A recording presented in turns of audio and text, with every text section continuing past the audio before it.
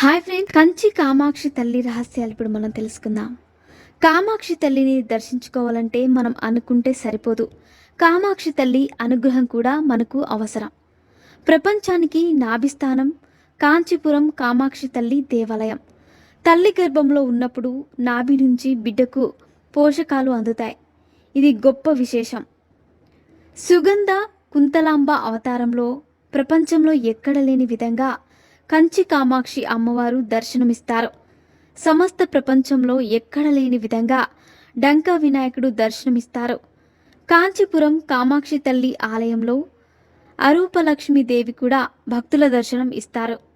కామాక్షి తల్లిని పూజించిన తర్వాత పూజారి మనకు కుంకుమ ప్రసాదాన్ని అరూపలక్ష్మి తల్లికి సమర్పించిన తర్వాత మనం తీసుకుంటే చాలా మటుకు దోషాలు పోతాయి.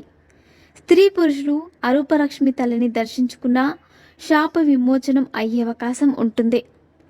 మహాశివుడిని భర్తగా పొందడానికి కాత్యాయని దేవి తపస్సు చేసిన ప్రదేశం కాంచీపురం.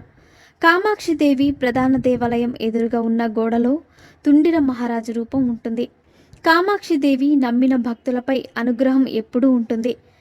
శోకపహాంత్రి శతం అనే పవిత్రమైన పదమునకు గురించి వర్ణన వివరంగా ఉంది.